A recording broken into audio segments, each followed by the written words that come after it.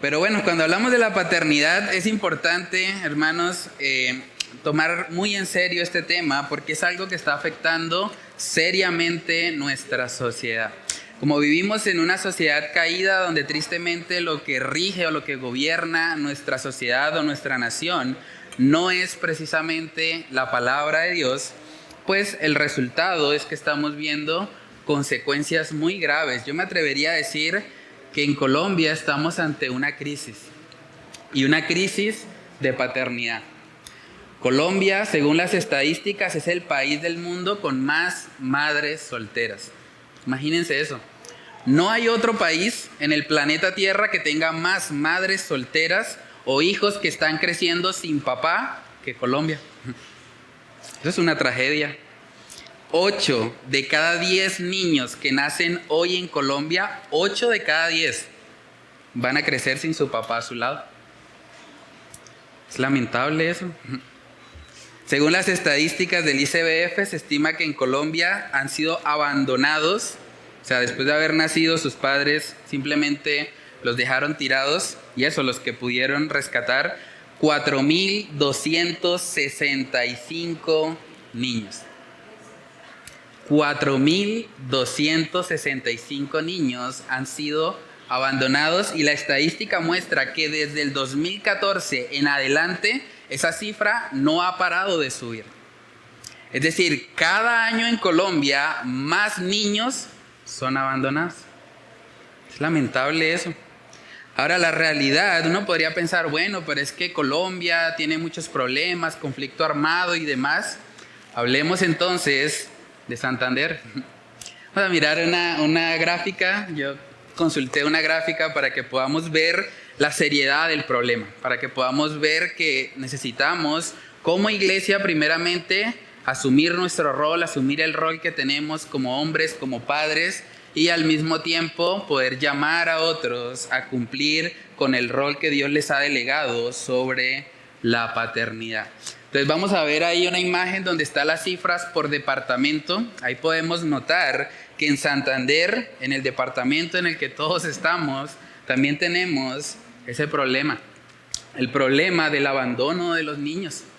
Padres que argumentan que no se sienten capaces, tal vez económicamente o emocionalmente, para criar a esos niños, deciden abandonarlos. Y es un delito incluso en Colombia. Hay personas que han ido a la cárcel como consecuencia de esto, pero sigue pasando. Ahí están las estadísticas. El departamento donde más ocurre es en Antioquia. Cerca de 932 niños han sido abandonados en Antioquia. Y más abajo, aquí podemos notar a Santander. Tenemos la triste cifra de 162 niños que han sido abandonados por sus padres. Y uno dice, ¿qué pasa? ¿Por qué llegamos a este punto? Y en últimas, las consecuencias que vivimos, no solo en Santander, en toda Colombia, son evidentes. Saben que hay muchos estudios que muestran la interrelación que hay entre un padre presente y las decisiones que sus hijos toman a futuro.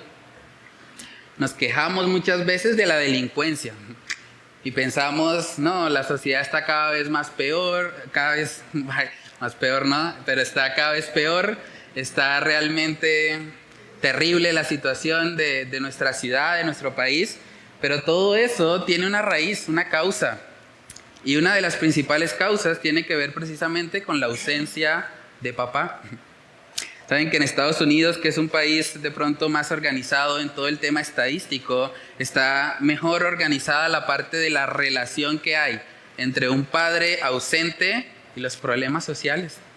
Vamos a mirar otras estadísticas. En Estados Unidos, el 63% de los suicidios juveniles provienen de hogares sin padre. En Estados Unidos, el 71% de los expulsados de las escuelas provienen también de hogares sin padre. En Estados Unidos, el 80% de violadores provienen de hogares sin padre. Entonces, hermanos, estamos ante una crisis de paternidad. Una crisis donde desafortunadamente los hombres, al igual que Adán, hemos decidido tal vez irnos y no cumplir con nuestra tarea, con la labor que el Señor nos encomendó. También, según estadísticas de Colombia, cerca de 80 demandas por alimentos son colocadas cada día contra los padres. 80 cada día contra padres que no quieren asumir la responsabilidad que tienen, incluso legal, de proveer para sus hijos, de proveer el sustento básico. Todo esto realmente es bastante triste. Cuando uno medita en todo esto, uno dice, ¿qué está pasando en nuestra sociedad? ¿Qué está pasando en Colombia? ¿Por qué somos pioneros en iniquidad? Es algo que realmente debe llevarnos a cuestionar y a pensar qué podemos hacer como iglesia. Porque podemos alarmarnos y podemos ver el problema, pero simplemente quedarnos de brazos cruzados. Pero la realidad es que el Señor nos manda a la acción. Saben que de los 4.265 niños que han sido abandonados en Colombia, solo el 3.5% logra ser adoptado. Quiere decir que la gran mayoría de esos niños en últimas terminan siendo criados por el ICBF y en su mayoría de edad quedan casi que a su suerte. Es una realidad lamentable. Se estima que en Colombia, en general, en todo el país, en promedio, entre 2 y 3 niños son abandonados cada día. Y la pregunta es, ¿dónde están los padres? ¿Qué pasó con el llamado que Dios le hizo a esos padres de poder ser aquellos que sean la cabeza de su hogar? Aquellos que provean no solo económicamente, sino que provean integralmente en la vida de sus hijos. Hermanos, hoy vamos a estar estudiando un texto que básicamente sería el texto base con el cual los padres del pueblo de Israel iban a criar a sus hijos después del éxodo. ¿Recuerdan la historia cuando el pueblo de Israel fue liberado de Egipto? En el libro de Deuteronomio podemos encontrar un mandato puntual y específico que Dios le dio a los padres y que de alguna manera era el pilar que ellos iban a tener para la crianza. En ese contexto ellos no tendrían la totalidad del Nuevo Testamento, por lo tanto la forma como ellos iban a criar a sus hijos estaría basada principalmente en el pasaje que vamos a estudiar hoy. Entonces vamos a abrir nuestras Biblias en Deuteronomio capítulo 6, versos del 4 al 9, para ver los principios que deben regir nuestra paternidad. Dice Deuteronomio 6, del 4 al 9, Oye Israel, Jehová nuestro Dios, Jehová uno es. Y amarás a Jehová tu Dios de todo tu corazón y de toda tu alma y con todas tus fuerzas. Y estas palabras que yo te mando hoy estarán sobre tu corazón. Y las repetirás a tus hijos y hablarás de ellas estando en tu casa y andando por el camino y al acostarte y cuando te levantes. Y las atarás como una señal en tu mano y estarán como frontales entre tus ojos. Y las escribirás en los postes de tu casa y en tus puertas. Vamos a orar para pedir la dirección del Señor. Padre, te damos muchas gracias, Señor, por permitirnos reflexionar en este tema tan importante.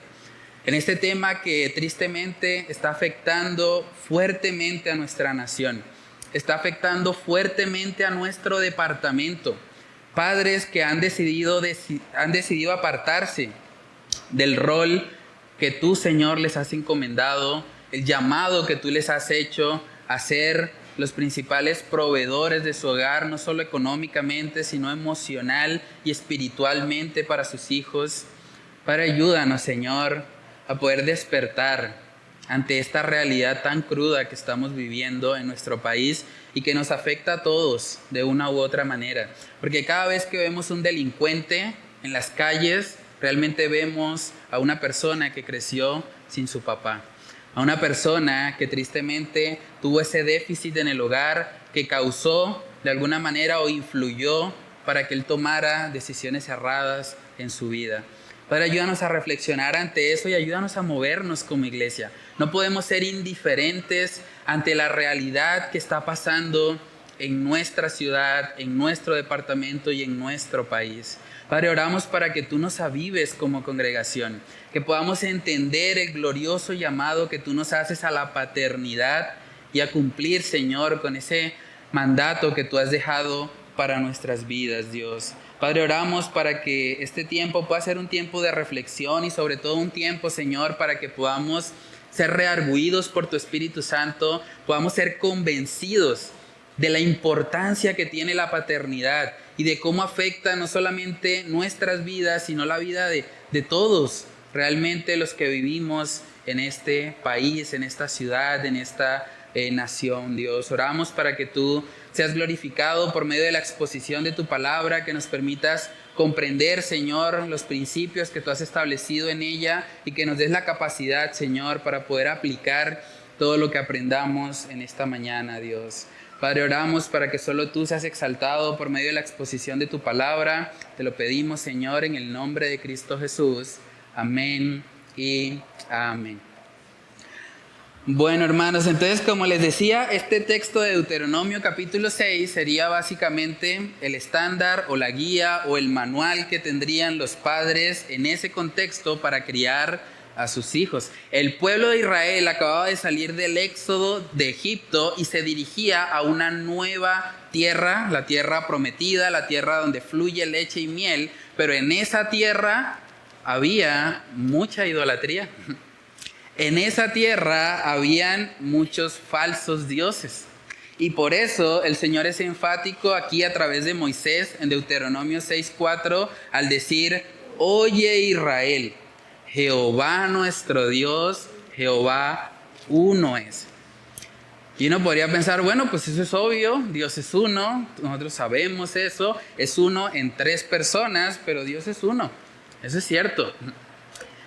Pero en últimas, lo que Moisés está haciendo es hacerles ver a los padres que están leyendo este pasaje, les está mostrando que ellos no podían compartir la gloria de Dios con nadie.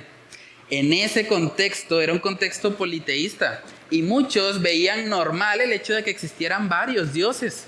De hecho, habían deidades como Baal, es uno de los más conocidos, Asera, Astoret, entre otros. Y para ellos era normal. Y cuando los cristianos llegaran diciendo que Jehová era su Dios, pues probablemente ellos iban a pensar, bueno, es uno más de la lista. Pero lo que hace aquí Moisés es decirles no.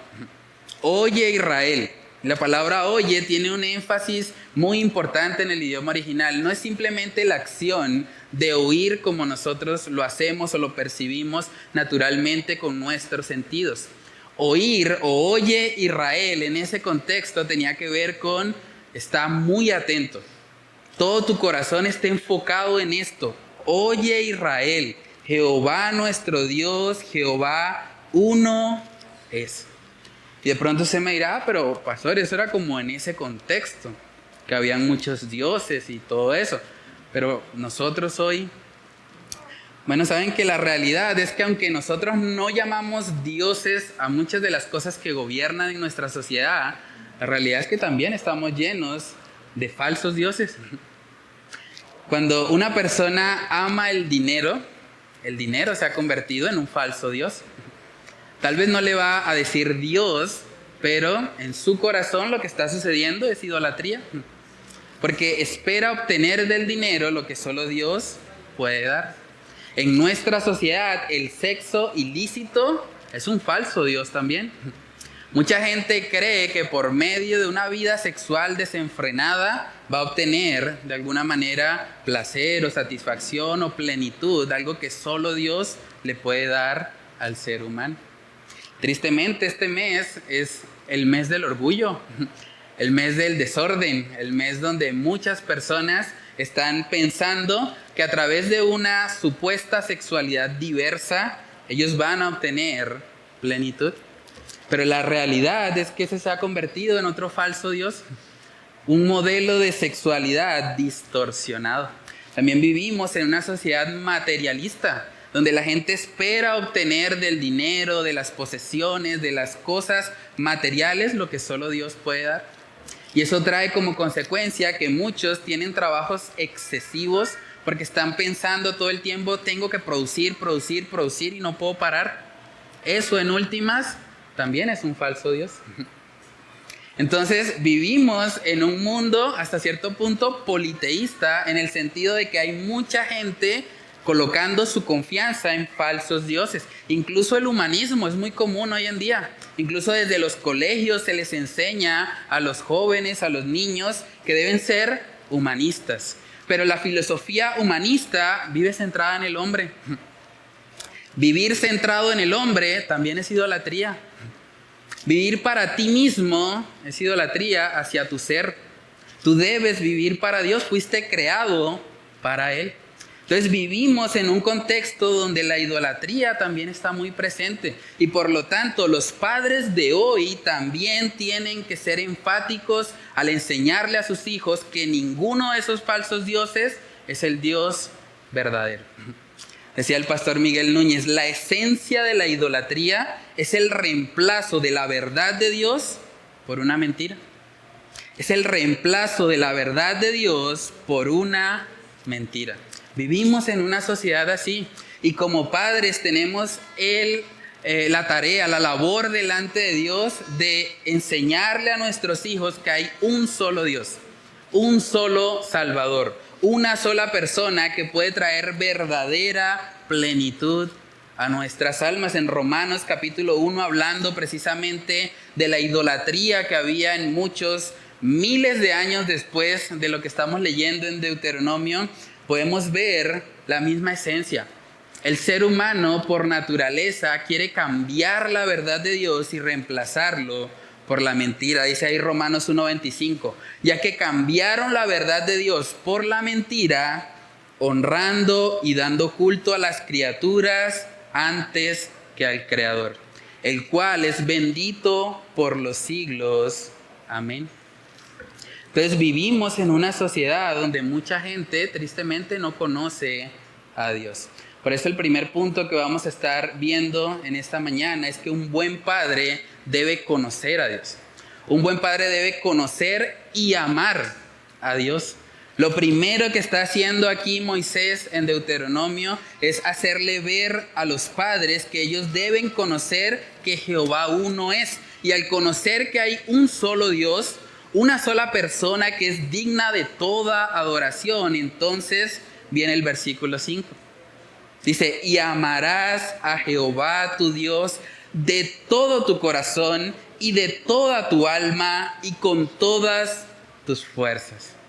¿Pueden ver qué palabra se repite ahí? Todo tu corazón, toda tu alma y todas tus fuerzas. En otras palabras, todo tu ser, todo lo que tú eres, debe estar enfocado en amar a ese Dios único. No puedes compartir la gloria de Dios con los Baales, con los falsos dioses. Debes tener una adoración exclusiva hacia Dios y debe ser una adoración que involucre todo lo que eres. Y eso hace parte también de la paternidad. Un buen padre debe conocer a Dios y debe amarlo con todo su ser. Porque ese padre se está convirtiendo en la referencia que sus hijos tienen acerca de Dios. Es muy importante. Por eso vemos el énfasis que hace aquí Moisés para esta generación que estaba saliendo del Éxodo. Ellos tenían retos muy grandes. A las naciones donde ellos se dirigían eran naciones paganas. No eran naciones que estuviesen familiarizadas con el cristianismo o con la idea de un Dios único. Ellos no tenían eso. Por lo tanto, ellos están entrando en un terreno hostil hacia el cristianismo. Y era importante que los padres tuviesen claro quién es Dios y que lo amaran con todo su ser, de tal manera que así pudiesen preparar sus corazones para la enseñanza a sus hijos, para la enseñanza a la siguiente generación. Hermanos, saben que es triste porque incluso hoy en día vemos gente que se hace llamar cristiana, pero la realidad es que no conoce a Dios. Y uno dice, ¿usted cómo sabe que no lo conocen? Bueno, por sus frutos. Porque cuando miramos cómo viven sus vidas, cuando miramos realmente lo que gobierna, las decisiones que ellos toman, realmente no están pensando en Dios. Incluso muchos usan ese título cristiano a la ligera Y casi que hoy en día cualquier persona que viene temporalmente a una iglesia dice, sí, yo soy cristiano. Pero bíblicamente hablando, un cristiano es alguien que ha muerto. Un cristiano es alguien que ha nacido de nuevo. Es alguien que realmente ha sido transformado por Dios. No simplemente que ha tenido ciertos cambios, ciertas mejorías en su vida. No, un cristiano es alguien que ha nacido de nuevo. Y eso debe ser evidente. Saben que en el contexto de Israel también era común que aún siendo Israel el pueblo de Dios, aún siendo el pueblo que tenía el Pentateuco, que tenía la ley, que tenía la Torá, ese pueblo también había dentro de ellos personas que no conocían a Dios. Oseas capítulo 4 habla acerca de eso, dice, oíd palabra de Jehová, hijos de Israel, porque Jehová contiende con los moradores de la tierra, porque no hay verdad, ni misericordia, ni qué dice, conocimiento de Dios en la tierra. Y no dicen el pueblo de Israel, ¿sí? Ahí también habían personas que tristemente no conocían a Dios. Verso 2 dice, perjurar, mentir, matar, hurtar y adulterar prevalecen.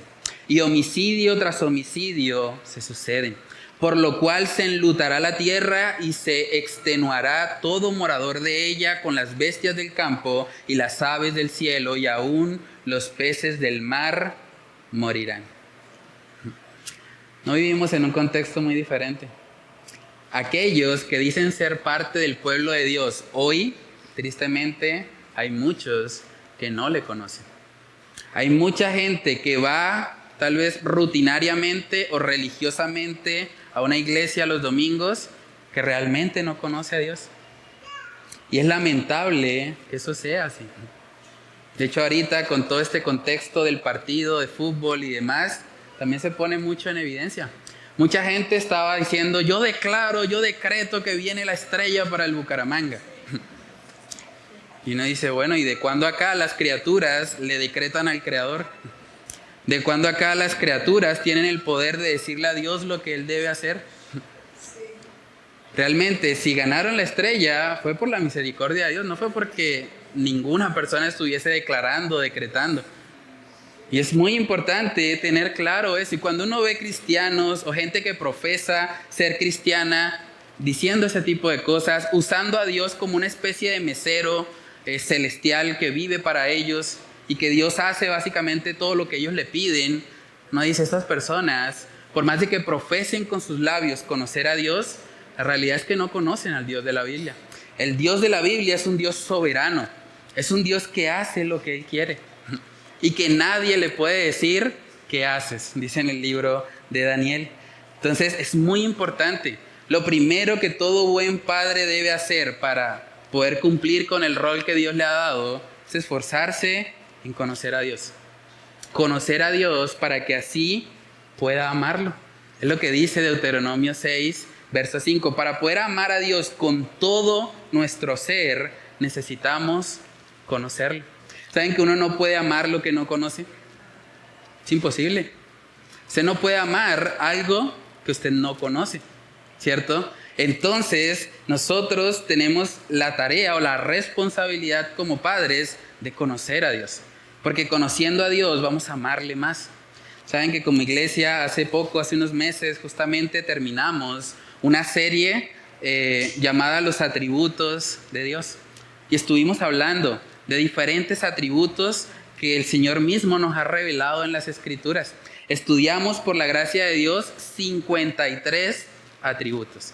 Y eso quiere decir, o eso lo pensamos así más bien, con el propósito de que tuviésemos material suficiente para estudiar a Dios por un año entero, con una frecuencia de una vez por semana. Si usted quiere ese material, lo tenemos totalmente disponible, es gratis, lo puede llevar. Realmente es parte de lo que nosotros como iglesia procuramos hacer. Que el mundo conozca quién es Dios, quién es el Dios verdadero. Porque Jehová nuestro Dios, como dice el texto base, Jehová uno es. No es el Dios de tu propia imaginación. No es el Dios que es tu parcero, que es tu amigo, que tú crees que te cae bien. No, es el Dios que está en las Escrituras. Es el Dios que se ha revelado a sí mismo. Saben que en Marcos capítulo 12 vemos que el Señor Jesucristo cita este pasaje.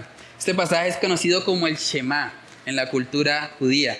Y Jesús mismo lo cita. Cuando a él le preguntan acerca de cuál es el primer y grande mandamiento, él va a citar Deuteronomio 6. Dice Marcos capítulo 12 en el verso 28. Dice ahí, acercándose uno de los escribas que los había oído disputar y sabía que les había respondido bien, le preguntó, ¿cuál es el primer mandamiento de todos? Jesús le respondió, el primer mandamiento de todos es, oye Israel, el Señor nuestro Dios, el Señor uno es. Y amarás al Señor tu Dios con todo tu corazón y con toda tu alma y con toda tu mente y con todas tus fuerzas. Este es el principal mandamiento. Hermanos, si el principal mandamiento es amar a Dios con todo lo que somos, y si yo solo puedo amar lo que conozco, entonces mi responsabilidad principal es conocer a Dios. Conocer a Dios.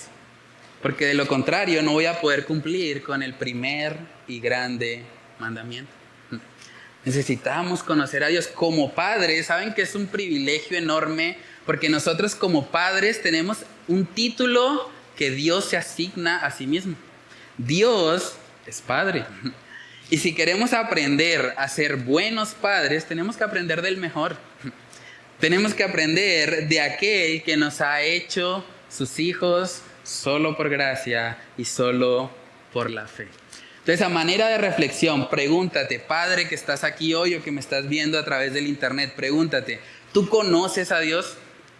No simplemente si tú sabes información acerca de Dios, no solamente si tú reconoces que existe, porque la mayoría de las personas lo hacen, pero ¿tú conoces a Dios relacionalmente? O tal vez eres como Job antes de su aflicción. De oídas te había oído. Yo como que he escuchado acerca de Dios.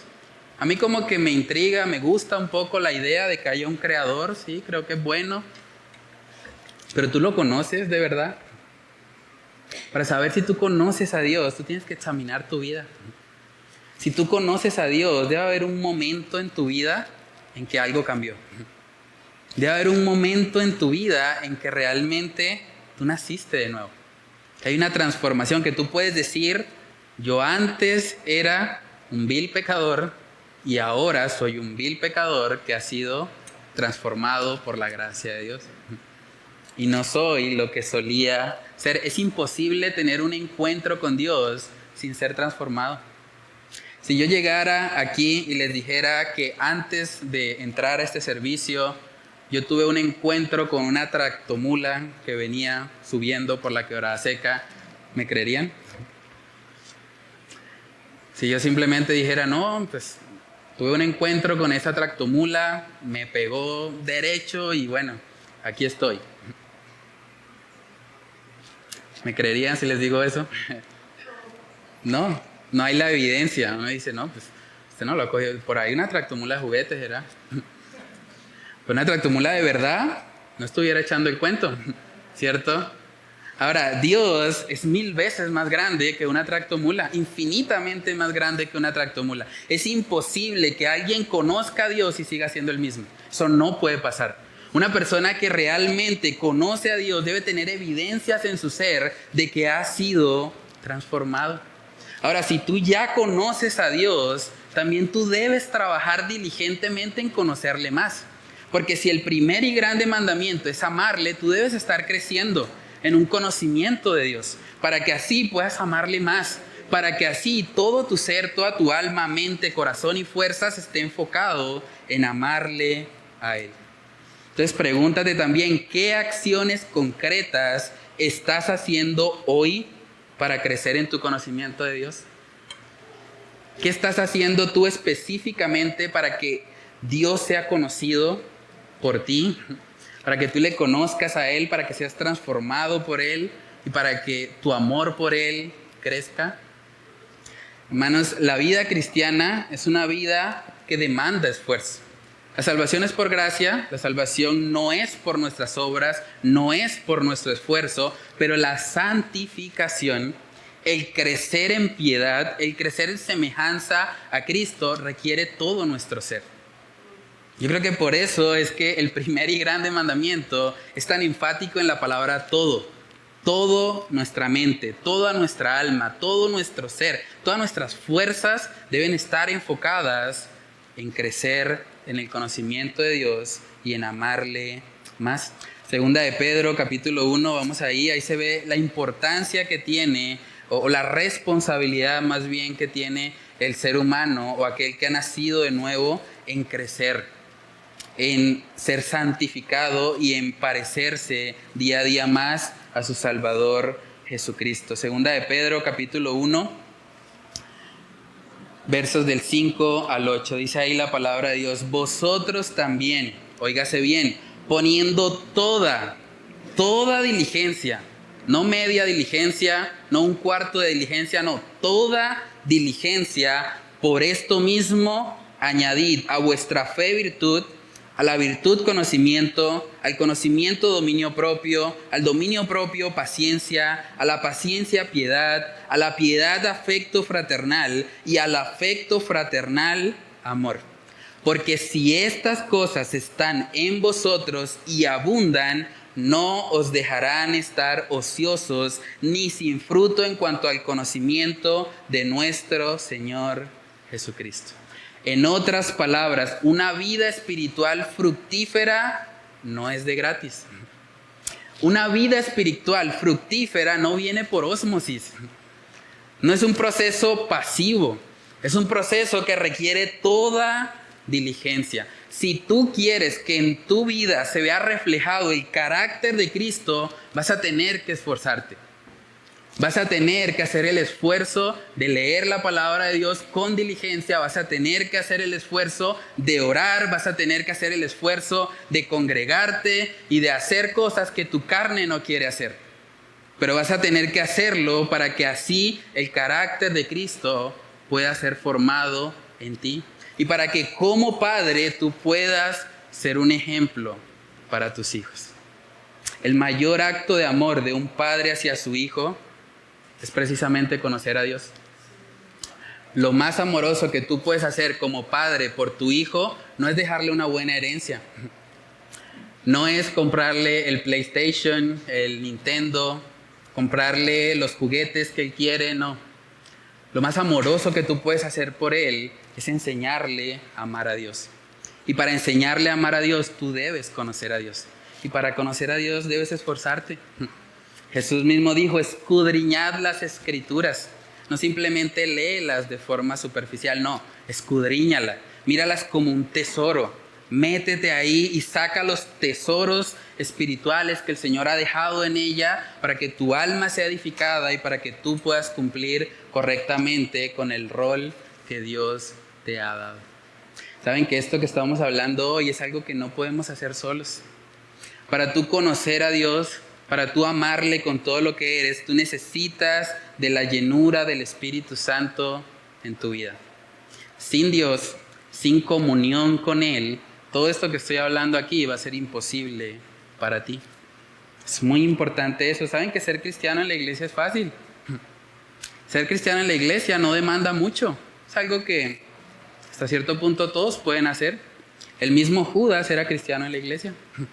Cuando estaba ahí con los discípulos, pasaba desapercibido. Y otros tantos personajes que vemos en la Escritura. Ser cristiano en nuestro lugar de trabajo a veces puede ser un poco más difícil. Pasamos más tiempo en el trabajo que de pronto en la iglesia. Pero en últimas también es algo que se puede fingir. Ahora, ser cristiano en tu hogar, eso es una verdadera prueba. Ser cristiano en tu hogar implica todo lo que eres. Por eso Moisés le está recordando a ellos: hay que amar a Dios con todo nuestro ser. Porque solamente amando a Dios con todo nuestro ser vamos a poder glorificar a Dios en el hogar. De lo contrario es imposible. En el hogar estamos 24/7. Y en el hogar los retos, las pruebas, las dificultades muchas veces son mayores. En Efesios capítulo 5 podemos ver que el apóstol Pablo, cuando le escribe a esta iglesia, antes de hablarle de los roles de la familia, de los roles en el hogar, él les da un mandato muy importante. Previo a saber cómo debían, digamos, desarrollarse en el contexto familiar, él les dice lo siguiente, Efesios 5, verso 18. No os embriaguéis con vino, en lo cual hay disolución. Antes bien, y eso es un mandato, sed llenos del Espíritu, hablando entre vosotros con salmos, con himnos y cánticos espirituales, cantando y alabando al Señor en vuestros corazones, dando siempre gracias por todo al Dios y Padre en el nombre de nuestro Señor Jesucristo. Antes de decirles cómo debía ser el esposo en el hogar, cómo debería ser la esposa en la relación matrimonial, cómo debía ser la relación de los hijos con los padres y los padres con los hijos, Pablo se asegura de decirles, sean llenos del Espíritu. Porque lo que les voy a decir no lo van a poder hacer sin su ayuda. Si Él no les está asistiendo, si Él no les está llenando. Entonces realmente lo que los padres necesitamos para poder cumplir con el rol que Dios nos ha delegado, primeramente es ser llenos de Dios, ser llenos de su palabra, conocer quién es Él y amarle con todo nuestro ser. Lo siguiente que vemos ahí en Deuteronomio capítulo 6, en el versículo 6, luego de decirles el verso 4 y verso 5, les dice, y estas palabras que yo te mando hoy estarán sobre tu corazón. Y aquí viene otro principio muy importante. Los padres deben creer la palabra en su corazón. Eso del Shema, eso de que Jehová nuestro Dios, Jehová uno es, eso de que el primer y grande mandamiento es amarle con todo lo que somos, eso no deben ser simplemente palabras vanas o palabras huecas. Deben ser palabras que han penetrado en el corazón de papá, para que al momento de él enseñarlo a sus hijos, el primero haya sido impactado por esa palabra en su corazón. Saben que es muy común también hoy en día y es prácticamente el argumento principal por el que los hijos de padres cristianos no quieren ir a la iglesia o no quieren saber nada acerca del cristianismo. El argumento principal es que han visto hipocresía en sus papás. Muchos hijos de padres cristianos dicen, pero es que mi papá es uno en la iglesia, pero míralo acá en la casa. Yo no quiero ese Dios, yo no quiero el Dios de mi papá. Si el Dios de mi papá me va a llevar a ser un hipócrita, pues mejor no. Ahora, obviamente eso no es una excusa válida delante de Dios. Ellos no van a poder justificarse delante de Dios diciendo, yo tenía un papá hipócrita, ¿no? Eso no les va a servir de nada. Pero sí debe llevarnos a reflexionar como padres. ¿Qué está pasando con los padres cristianos? Porque el problema, la crisis de paternidad, tristemente, no solamente afecta al mundo incrédulo. La crisis de paternidad la tenemos aún dentro de las iglesias. Y por eso el llamado es a que despertemos. Que entendamos que el rol del padre es muy importante para el bienestar espiritual de la familia y también para el bienestar de la iglesia y para el bienestar de toda la sociedad. ¿Saben que un hijo no puede ser engañado?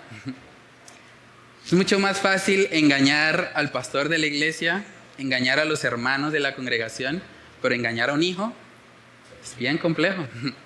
Porque el hijo te está observando todo el tiempo.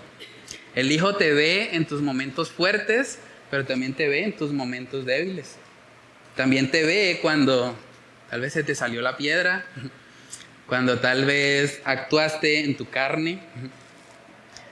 Y bueno, hay hijos pequeños. Mi hijo tiene 2 años. Mi hijo, yo sé que para él en estos momentos yo soy una especie de superhéroe. Pero en la medida que él vaya creciendo, se va a dar cuenta. Mi papá también se equivoca. Mi papá tanto que predica allá en el púlpito y mire, también tiene cosas en las que tiene que trabajar. También tiene que crecer en que la palabra de Dios more en abundancia en su vida. Y cada padre tiene que lidiar con eso. Es una realidad. Y por eso el énfasis también que está haciendo Moisés aquí es que la palabra no simplemente debe estar en nuestros labios. La palabra debe estar en nuestro corazón. Antes de ir a enseñar y repetir a nuestros hijos estas enseñanzas, debemos asegurarnos de que estén morando en nuestro corazón. Mateo capítulo 15, una de las cosas que Jesús de hecho más condenó fue precisamente la hipocresía. Fue que con nuestros labios dijéramos algo que realmente no estaba en nuestro corazón. Mateo capítulo 15 en el verso 7 dice: hipócritas, bien profetizó de vosotros Isaías cuando dijo: este pueblo de labios me honra, mas su corazón está lejos de mí. Pues en vano me honran enseñando como doctrinas mandamientos de hombres. Lo que Moisés está haciendo aquí en el libro de Deuteronomio es precisamente tratando de evitar que esto suceda. Que los padres se conviertan simplemente en personas que hablan mucho, que en sus labios está Dios, pero que en su corazón realmente no hay nada de Él. Y es algo que debemos guardarnos. Un hijo que ve que su padre en la iglesia o de pronto en el devocional familiar que tiene les habla mucho acerca del amor, que es importante amar, que el esposo debe amar a su esposa como Cristo amó a la iglesia, pero luego en la casa ve que su papá es un maltratador. Tal vez no golpea físicamente a su mamá, pero la hiere todo el tiempo con sus palabras. Es áspero con ella, no tiene tacto, habla queriendo ofenderla, queriendo herirla, no la trata como a vaso frágil. ¿Qué va a pasar con el hijo que está viendo eso? Va a decir: no, mi papá en la iglesia es una cosa, o delante de las demás personas es una cosa, pero cuando estamos en la casa, cuando veo su verdadero carácter, me doy cuenta que simplemente es palabrería lo que dice. Y es algo que realmente debe retarnos como padres. En Tito capítulo 1 vemos también que una de las cosas que el Señor aborrece es precisamente que aquellos que profesan conocer a Dios, luego con sus hechos lo nieguen. Eso es algo que delante de Dios es considerado abominable. Miremos Tito capítulo 1 verso 16, dice: profesan conocer a Dios, pero con los hechos lo niegan, siendo abominables y rebeldes, reprobados en cuanto a toda buena obra. Qué triste eso, ¿no? Que nuestros hijos vean en nosotros que nos parecemos más a los falsos maestros que realmente al carácter de Cristo Jesús. Y yo sé que esto que estoy hablando puede sonar como: pero entonces, pastor, ¿usted quiere que seamos perfectos entonces? ¿Usted quiere que no fallemos nunca, que no pequemos? Y no es ahí donde Moisés quiere llevarnos, pero sí lo que él está enseñando es que no tienes que ser perfecto, pero no puedes ser un hipócrita. No puedes ser alguien que simplemente aparenta algo que no es. Delante de Dios, imagínense, uno de los atributos de Dios es que Él es omnisciente. Eso quiere decir que Él nos conoce aún más de lo que nosotros nos conocemos a nosotros mismos. Dios conoce incluso la cantidad de cabellos que hay en nuestra cabeza. Es algo que por lo menos yo no sé, pero Dios sí. Ahora, si Dios nos conoce así, imagínense presentarse delante de Dios queriendo aparentar algo. Queriendo decir: Dios, mira, yo realmente soy súper papá. Yo soy el cristiano ejemplar. Yo hago todo bien. Delante de Dios, hermanos, eso es ridículo. Eso es algo que para el Señor es abominable. ¿Quién te crees tú? ¿No sabes que yo te conozco mejor que nadie? ¿Que yo te formé en el vientre de tu madre? ¿Por qué vas a aparentar algo que yo sé que tú no eres?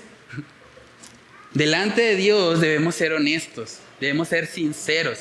Incluso los padres delante de sus hijos deben tener la capacidad y la valentía de reconocer sus errores. Nos cuesta muchas veces como hombres, estamos tal vez enseñados por una cultura influenciada también por el machismo y demás, a pensar: bueno, los hombres no podemos flaquear, no podemos mostrarnos vulnerables. Pero la realidad es que parte de una crianza enfocada en el corazón es que nosotros tenemos también que mostrarles nuestro corazón a nuestros hijos. Y cuando papá peca, tiene que poder acercarse a su hijo y decirle: hijo, perdón, he sido un mal ejemplo para ti. Perdón porque no he modelado el carácter de Cristo, que es lo que yo debería reflejar para ti. Perdóname por haberme equivocado. Y oremos juntos para que el Señor nos ayude a crecer a ambos y que podamos mirar el ejemplo de Cristo para así vivir una vida diferente.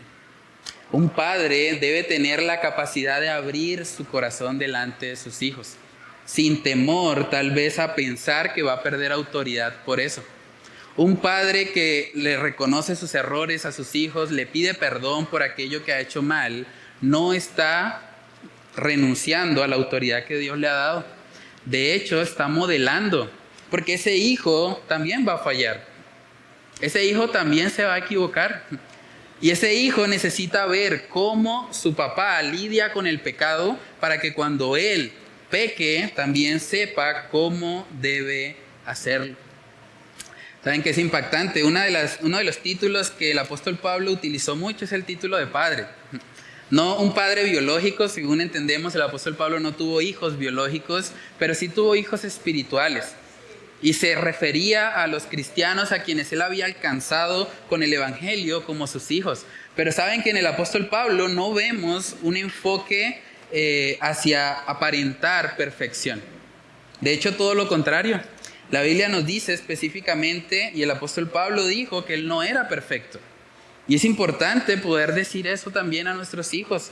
Filipenses capítulo 3, verso 12 dice, no que lo haya alcanzado ya, ni que ya sea perfecto, sino que prosigo, por ver si logro asir aquello para lo cual fui también asido por Cristo Jesús.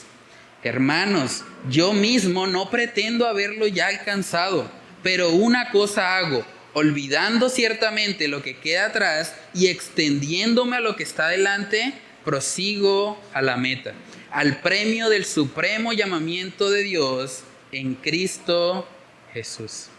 El hecho de que Pablo esté reconociendo aquí que él no es perfecto, que aún tenía cosas por las cuales debía trabajar, no le quitó autoridad. No quiere decir que él ya no fuese más un apóstol, que ya él no era alguien más respetado, ¿no? Antes, la sinceridad que él tuvo, el poder mostrarse vulnerable, yo creo que ayudó mucho a esos creyentes de Filipo, porque les mostró a cómo lidiar ellos también con su propia imperfección, con su propia carencia de virtudes espirituales. Entonces es muy importante. El padre debe poder modelar a sus hijos cómo lidiar con el pecado. Colosenses capítulo 3 también nos muestra la importancia de que la palabra de Dios esté morando en abundancia en nosotros. Colosenses capítulo 3, verso 16 dice, la palabra de Cristo more en abundancia en vosotros, enseñándoos y exhortándoos unos a otros en toda sabiduría, cantando con gracia en vuestros corazones al Señor, con salmos e himnos y cánticos espirituales. Es muy importante para que la palabra de Dios esté morando en nosotros, que seamos diligentes y que nos exhortemos unos a otros en toda sabiduría. Incluso menciona los cánticos. Yo creo que un padre debería cantarle a sus hijos, cantarle las verdades del evangelio. Es impresionante, mi hijo tiene 2 años, pero casi todo lo que ha aprendido ha sido fruto del canto. Cantando tiene las canciones, la música en general, tiene un impacto en su memoria que es impresionante. Él aprende, incluso ya puede cantar una estrofa completa, un verso completo, y principalmente lo que le ha ayudado, la música, el canto. Como padres debemos también poder enseñar a nuestros hijos, sea con cánticos, sea con cualquier otra forma, otra estrategia, pero que la palabra de Dios more en abundancia en nosotros para así poder enseñarla a nuestros hijos. En Hebreos capítulo 4, verso 12, vemos que la palabra de Dios es descrita como una espada. Hebreos 4, verso 12 dice, porque la palabra de Dios es viva y eficaz, y más cortante que toda espada de 2 filos, y penetra hasta partir el alma y el espíritu, las coyunturas y los tuétanos, y discierne los pensamientos y las intenciones del corazón. La palabra de Dios por sí misma es como una espada. Ahora, el primero en ser penetrado por esa espada debería ser el papá.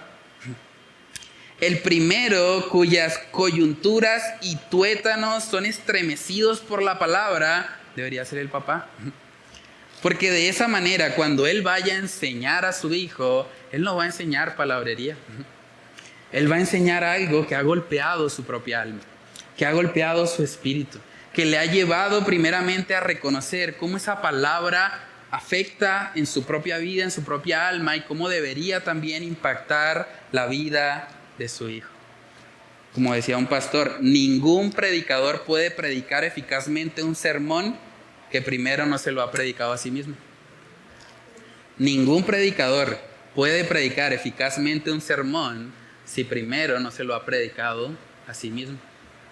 Y es la tarea que tienen los padres, o que tenemos los padres, de que la palabra de Dios primero esté en nuestro corazón, que ese Shema, que ese Dios único, ese Jehová uno es, realmente esté en nuestro corazón. Que ese amar a Dios con todo lo que somos no sea simplemente algo externo a nosotros, sino que sea algo que ha transformado nuestro ser. Y cuando esa palabra esté morando en nuestro corazón, entonces vamos a poder enseñarle. Entonces pregúntate a manera de reflexión, ¿qué tan diligente eres tú en predicarte a ti mismo la palabra de Dios? Antes de enseñarla a tus hijos, antes de enseñarla a tu esposa, antes de enseñarla a los que te rodean, antes de enseñarla en la iglesia, ¿qué tan diligente eres tú en predicarte a ti mismo? En predicarle a tu corazón, ese corazón que por naturaleza, como dice Jeremías, es engañoso. Ese corazón que por naturaleza es perverso. ¿Qué tanto tú te esfuerzas en que la palabra de Dios more en tu corazón? ¿Estás siendo herido primeramente tú por la espada? Antes de usar la espada para tratar de herir a otros. Tú eres el primero que ha sentido esa puñalada en tu corazón en el buen sentido de la palabra. Que has sentido cómo la palabra penetra en tu ser, en tu alma, en tu espíritu. Y te confronta de tal manera que eres transformado y entiendes la importancia que tiene aplicar esa misma palabra en la vida de tus hijos. ¿Qué tan vulnerable te muestras ante tus hijos? Los padres que estamos acá, ¿qué tan vulnerable te muestras? ¿Les permites ver tu pecado? ¿Reconoces tu pecado delante de ellos? ¿Les pides perdón? ¿Le muestras que tú no eres el estándar ideal a seguir, sino que su mirada debe estar puesta principalmente en Cristo?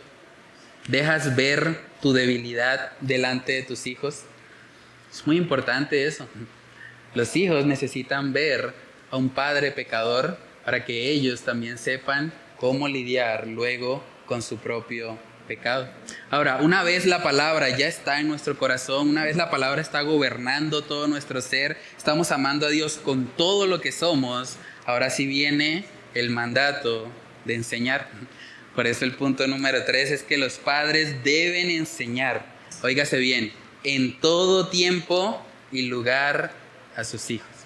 Los padres deben enseñar en todo tiempo y lugar a sus hijos. Eso lo vemos ahí en Deuteronomio capítulo 6, verso 7, dice: y las repetirás a tus hijos, y hablarás de ellas estando en tu casa, y andando por el camino, y al acostarte, y cuando te levantes, y las atarás como una señal en tu mano, y estarán como frontales entre tus ojos, y las escribirás en los postes de tu casa y en tus puertas. Hermanos, es muy importante ser intencionales en la enseñanza. Nótese que el énfasis aquí de Deuteronomio no es simplemente hagan un devocional familiar. Ahora, yo creo que es bueno y es saludable y que toda familia debería tener un devocional familiar, sí, pero no es lo único. Cada tiempo, cada lugar que compartimos con nuestros hijos es una oportunidad para enseñarles. Por eso necesitamos padres que no solamente estén bajo un mismo techo, sino padres que estén presentes cuando su hijo esté en su casa, cuando su hijo ande por el camino, cuando su hijo vaya a acostarse, cuando su hijo se levante, cuando su hijo vaya a los postes de su casa, cuando esté acercándose a las puertas. Eso habla de un papá presente, emocional, física y espiritualmente. Es muy importante. Necesitamos padres así. Y cada tiempo y cada lugar es una oportunidad. Ahora que acabó de pasar el partido y ganó el Bucaramanga, usted le puede preguntar a su hijo, ¿por qué tu corazón se alegra tanto porque el equipo haya ganado la final? ¿Por qué no te alegras igual cuando piensas en Cristo? Cuando piensas en lo que Él hizo por ti. Y eso, que puede ser algo trivial, eso se convierte en una oportunidad de enseñanza. Bueno, reconozco que mi corazón no siempre está alineado a la voluntad de Dios. Mi mayor gozo no debería ser un partido de fútbol, no debería ser ganar una estrella, un campeonato, que en últimas es terrenal. Mi mayor gozo debería ser Cristo, deberían ser los tesoros celestiales. Entonces eso, que hace parte del contexto en el que estamos hoy, se convierte de repente en una oportunidad para enseñar a ese hijo, para mostrarle cómo el Evangelio debe permear su vida en todas las áreas de su ser. Ahora, no estoy en contra de que se festeje que ganó el Bucaramanga ni demás, yo mismo lo festejé, pero la realidad es que cada oportunidad que tenemos debemos usarla. O preguntarle a un hijo, bueno, ¿por qué tú te enojas cuando tú ves que tu hermano tiene un juguete y como que lo está disfrutando? ¿Por qué? Si él está con su juguete, ¿por qué te enojas? ¿Será que hay envidia en tu corazón? ¿Será que tú necesitas arrepentirte de algo? Es una oportunidad, algo trivial, simplemente como ir y jugar con un juguete. ¿Por qué te sientes excesivamente triste cuando te regaño? ¿Por qué me haces una pataleta? ¿Por qué te quejas? Si sabes que Dios es quien me ha puesto como tu autoridad, si sabes que la disciplina bíblicamente es una muestra de amor, entonces ¿por qué te enojas excesivamente? ¿Por qué te sientes triste? ¿Por qué te deprimes cuando llega la reprensión, cuando llegan las consecuencias de tus actos? Y cada cosa, cada oportunidad, cada interacción que tenemos con nuestros hijos puede ser una oportunidad para enseñarles la palabra de Dios, para mostrarles cómo este Shema, cómo este Dios estando en el centro de sus vidas va a afectar en todas las áreas de su ser. Saben que en el libro de Efesios, yéndonos ya al Nuevo Testamento, en Efesios se dice puntualmente a los hombres, a los padres, los progenitores masculinos, que tenemos el llamado de moldear a nuestros hijos. Moldearlos. Efesios capítulo 6, verso 4 dice, y vosotros padres no provoquéis a ira a vuestros hijos, sino criadlos en disciplina y amonestación del Señor. La palabra criadlos en el original tiene que ver con darles forma. El hijo debería poder ser moldeado por su padre de tal manera que en todas las áreas de su vida él sepa cómo debe actuar por causa de la enseñanza que su padre le ha dado. Un hijo debería saber cómo el Evangelio permea todas las áreas de su vida. Cómo el Evangelio afecta su vida sentimental, cómo el Evangelio afecta su vida financiera, cómo el Evangelio afecta su vida eclesiástica, cómo el Evangelio afecta su vida laboral, su vida como ciudadano, su vida como hijo de Dios. Todas las áreas, todo su ser debería ser permeado por el Evangelio. Y los padres tenemos la responsabilidad delante de Dios de darles esa forma, de criarlos de tal manera que ellos puedan ver la disciplina y la amonestación del Señor sobre sus vidas. Ahora, esto requiere, hermanos, intencionalidad. Eso requiere padres presentes. Eso requiere padres que estén dispuestos a decirle, hijo, vamos a dar una vuelta. Tal vez no hay para el helado, pero vamos a correr. Vamos a caminar, vamos al parque, vamos a hablar. Yo necesito saber, yo necesito, como dicen proverbios, dame, hijo mío, tu corazón. Necesito conocer qué es lo que hay ahí para poder ayudarte. Porque entiendo que soy responsable delante de Dios también por tu alma. Y es parte integral de lo que un padre debe ser. Saben que toda esta crisis de paternidad que les hablé al principio tiene que ver con la ausencia física de los padres. Pero otro problema que afecta mucho también a nuestra sociedad son los padres que están presentes físicamente, pero emocional y espiritualmente ausentes. Y eso trae las mismas consecuencias que vimos en las estadísticas: suicidio, depresión, baja autoestima o pensamiento distorsionado acerca de sí mismo. Todo eso realmente son consecuencias de que papá no esté, no solo física, sino emocional y espiritualmente en la vida de sus hijos. Necesitamos poder conocer la palabra de Dios, que la palabra de Dios more en abundancia en nosotros para que así podamos transmitirla eficazmente a nuestros hijos. Segunda de Timoteo capítulo 3 nos recuerda lo que es la suficiencia de las Escrituras. Hoy en día es muy común escuchar personas que tal vez hablan desde una perspectiva psicológica, desde una perspectiva externa a la Biblia y tratan de complementar o añadir cosas según ideas de hombres. Pero debemos tener claro que todo lo necesario para que el hombre de Dios sea perfecto está acá. Todo lo necesario para usted ser un padre excelente, para ser un padre que glorifique a Dios haciendo su tarea, está en las Escrituras. Por eso tu principal responsabilidad es conocerla. Segunda de Timoteo 3, verso 16 dice: toda la Escritura es inspirada por Dios y útil para enseñar, para redarguir, para corregir, para instruir en justicia, a fin de que el hombre de Dios sea perfecto, enteramente preparado para toda buena obra. A fin de que el hombre de Dios sea perfecto. Todo lo necesario para la madurez espiritual de tu hijo está en las Escrituras. Por lo tanto, papá que me estás escuchando, necesitas estudiar la palabra de Dios. Un error muy común en el que caen algunos hombres es pensar: como yo no soy pastor, como yo no me subo al púlpito, ¿para qué aprendo? Eso, ¿para qué esforzarme tanto? Es que estudiando la palabra, ¿no? Eso que lo haga el pastor, que lo hagan los que están enseñando. Pero saben que el mandato de criar a nuestros hijos en la disciplina y amonestación del Señor no solamente es para los pastores, no solamente es para los que enseñan. De hecho, cada cristiano, parte de la gran comisión es enseñar. Por tanto, id y haced discípulos a las naciones, enseñándoles, cada cristiano enseñándoles que guarden todas las cosas que os he mandado, y aquí yo estoy con ustedes todos los días hasta el fin del mundo. Entonces, padre que estás acá, esfuérzate, conoce las Escrituras. Si necesitas ayuda, si no entiendes algo, habla con nosotros.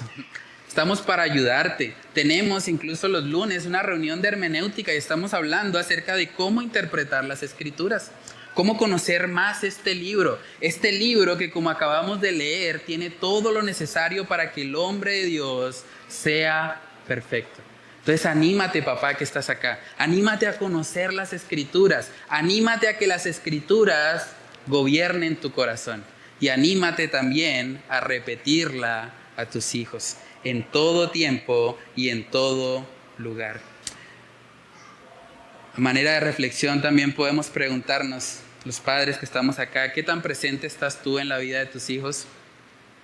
¿Tú estás presente cuando ellos se acuestan? ¿Estás presente cuando ellos se levantan? ¿Eres un papá presente o eres un papá ausente? Yo sé que tal vez hay personas aquí que han fallado, que no han cumplido con todo lo que hemos estado hablando hoy. Pero si ese es tu caso, hoy puede ser el día de enderezar el rumbo. Hoy puede ser el día en que tú te acerques a tu hijo y le digas: hijo, perdón, porque no he sido el padre que debía ser. Pero quiero, de ahora en adelante, por la gracia de Dios y en el poder del Espíritu Santo, empezar a cumplir con el rol que Dios me ha encomendado respecto a la paternidad. ¿Tú sabes qué miran tus hijos? En ese contexto de Deuteronomio, muchos iban a mirar los postes y las puertas. Por eso colocaba el énfasis ahí Moisés en que ahí debía estar la palabra de Dios. Pero tú sabes qué miran tus hijos hoy, ¿dónde están puestos tus ojos? Muchos hijos tienen los ojos acá, en el celular. Muchos hijos están poniendo su mirada en las redes sociales. ¿Tú sabes qué ven tus hijos en el celular? ¿Tú sabes qué ven en las redes sociales? ¿Y te estás esforzando para que eso que vean sea la palabra de Dios? ¿Eres intencional en eso? Requiere esfuerzo. No es fácil, pero es algo que podemos hacer en dependencia de Dios. Tal vez hay personas aquí que escuchando este mensaje dicen, bueno, la verdad, yo nunca he vivido eso. Yo nunca puedo decir que he conocido a Dios. Yo no puedo decir ni siquiera que le amo. Yo estoy aquí en la iglesia porque me invitaron a almorzar después del culto y ese pastor se está como demorando mucho. Si ese es tu caso, déjame decirte que realmente lo que tú necesitas, primeramente, antes de ser un buen papá, antes de cumplir con este rol, lo que tú necesitas es que Dios transforme tu corazón. Lo que tú necesitas es que Dios quite de tu interior y de tu ser todo aquello que a Él no le agrade. Pero para que eso suceda, tú debes arrepentirte. Tú debes creer en Cristo como único y suficiente Salvador. Debes reconocer que has pecado. Tú has pecado delante de Dios. Dios dijo, no mentirás, y tú has mentido. Dios dijo, honra a padre y madre, y tú has deshonrado a tus padres en algunos momentos. Dios dijo, no robarás, y tú has robado cosas. Tal vez no materiales, pero has robado tiempo. Le has robado a tu jefe cuando no estás trabajando y firmaste un contrato que decía que ibas a trabajar. Eso también es robar. Cuando tú miras la ley de Dios y eres honesto, tienes que reconocer que has pecado, que has transgredido los mandatos que Dios ha establecido. Y por lo tanto, si Dios te llevara a juicio hoy, tú serías declarado culpable. Por eso era necesario que Cristo viniese. Porque solo un Salvador perfecto, solo una persona sin mancha podía ocupar nuestro lugar y podía acercarnos a un Dios santo, santo, santo. Dice en Isaías que nuestros pecados, nuestras iniquidades han hecho división entre Dios y los hombres. Es una realidad. Entonces, acércate a Dios. Permite que el Evangelio transforme tu vida. Si tú haces eso con un corazón contrito y humillado, si tú reconoces a Cristo hoy como el único y suficiente Salvador de tu vida, tú puedes experimentar lo que la Biblia narra como un nuevo nacimiento. Y tu corazón de piedra, ese corazón que es indiferente a Dios, que es indiferente a todo lo que hablamos hoy, ese corazón va a ser transformado. Y ese corazón se va a convertir ahora en un corazón de carne, en un corazón sensible. Ezequiel capítulo 36, verso 25 dice ahí, esparciré sobre vosotros agua limpia y seréis limpiados de todas vuestras inmundicias y de todos vuestros ídolos os limpiaré. Os daré corazón nuevo y pondré espíritu nuevo dentro de vosotros. Y quitaré de vuestra carne el corazón de piedra y os daré un corazón de carne. Y pondré dentro de vosotros mi espíritu y haré que andéis en mis estatutos y guardéis mis preceptos y los pongáis por obra. ¿Pueden ver quién es el que hace todo? Es Dios. Dios es el que nos da ese espíritu nuevo. Pero para que eso suceda, tú debes venir a Él en arrepentimiento y fe. Tú debes reconocer que has pecado y debes humillarte delante de Él para que así Él haga de ti una nueva criatura. Y solo así vas a poder ser el Padre que Dios quiere que seas. Padre, ayúdanos, Dios, a no solamente meditar en la importancia que tiene la paternidad. Ayúdanos a vivirla. Ayúdanos a aplicar estos principios que hemos estudiado, que sabemos que no los podemos aplicar en nuestras propias fuerzas. Ayúdanos, Señor, a poder vivirlos genuinamente. Para que tú levantes una generación de padres que puedan enseñar a sus hijos desde sus corazones Que la enseñanza parta primeramente de lo que tú has obrado en ellos, en su ser, en su interior, en su amor exclusivo hacia ti, para que así, Señor, ellos puedan ser eficaces al momento de compartir con sus hijos estas enseñanzas, Dios. Padre, oramos para que tú nos ayudes en nuestro país, en nuestro departamento, en nuestra ciudad. Estamos viviendo una crisis de paternidad. Estamos viviendo una crisis donde son cada vez más los niños que están siendo abandonados por papá. Son cada vez más los niños que están creciendo sin esa figura paterna. Padre, ayúdanos a poder avivarnos como iglesia. Ayúdanos a poder ayudar en todo esto que está pasando y que nos afecta a todos. Padre, que podamos ser conscientes de la importancia que tiene el rol de papá en casa y que ese rol, Señor, pueda llevarse a cabo conforme a tu palabra. Que tú nos ayudes en eso, que nos des de tu gracia y de tu favor para poder decir, Señor, como la persona del video, poder decir, yo lo haré. No porque yo sea mejor, bueno o capaz, sino porque tú, Señor, vas a estar conmigo y eres tú quien me da la fortaleza y la valentía para poder cumplir con tu palabra. Padre, levanta una generación de padres esforzados, padres piadosos, padres que busquen conocerte a ti, conocer tus atributos, padres que te amen con todo lo que son y padres que puedan enseñar a sus hijos sobre la base de lo que tú has hecho primeramente en sus vidas y en sus corazones. Padre, oramos para que tú nos ayudes a poder aplicar lo que hemos estudiado en esta noche, para que de esa manera nuestros hogares sean impactados, nuestra iglesia sea impactada y nuestra sociedad, nuestra ciudad en la que vivimos y que estamos llamados a ser luz y sal, también pueda ser impactada, Dios. Padre, oramos para que tú nos ayudes a poner por obra lo aprendido. Te lo pedimos, Señor, en el nombre de Cristo Jesús. Amén y amén.